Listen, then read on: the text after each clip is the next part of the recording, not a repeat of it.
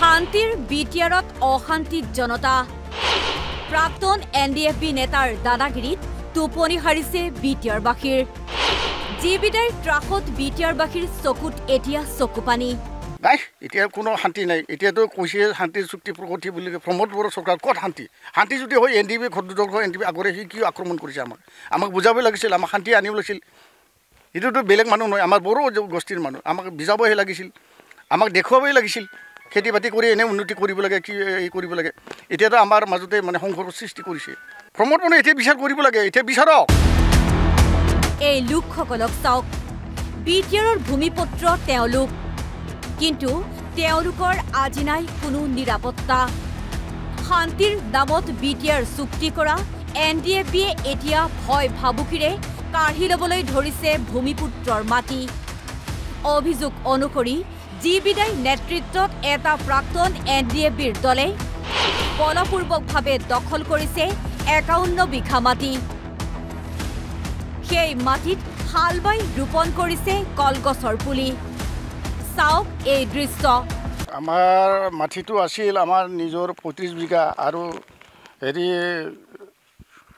খিউলাৰ 7 বিঘা আৰু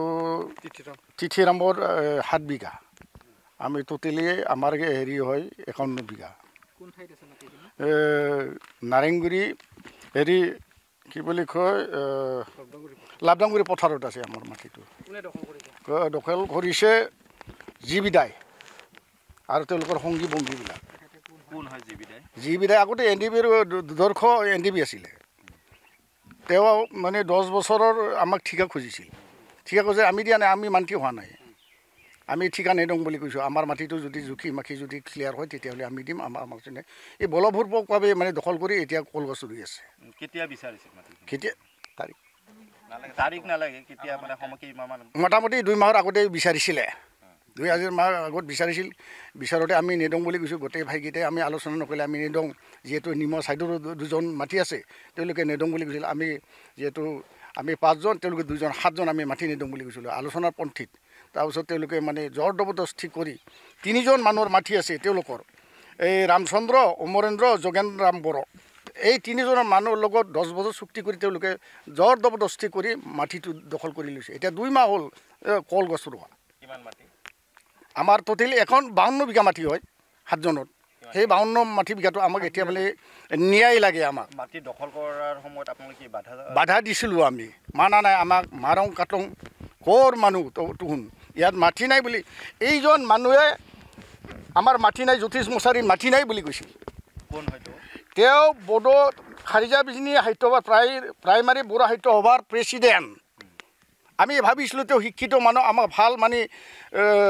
মানুহগৰাকী আমি দুই পক্ষ মানুহৰ লগত মিলাই দিব বুলি ভাবিছিলোঁ তেওঁৱে মোক কয় কি জ্যোতিষ মুছাৰীৰ মাটি নাই বুলি ক'লাক সি বিজয় দাস মণ্ডলৰ লগত জড়িত কৰি মাটিৰ কাম কৰি থাকে জিবিদাইৰ লগত যতীন মুছাৰী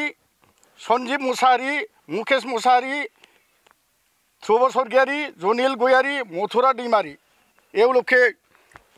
তেওঁলোকৰ নেতৃত্বত তেওঁলোকে কাম কৰে আৰু আমি যদি মাটি যাওঁ তেওঁলোকে দম দাম দি থাকে এতিয়া প্ৰশ্ন হয় ন্যায় পাবনে এই সকলো লোকে ঘূৰাই পাবনে নিজ ভূমি বাক্সাৰ পৰা সুবৰ্ণ পাঠকৰ report Assam live 24 NB news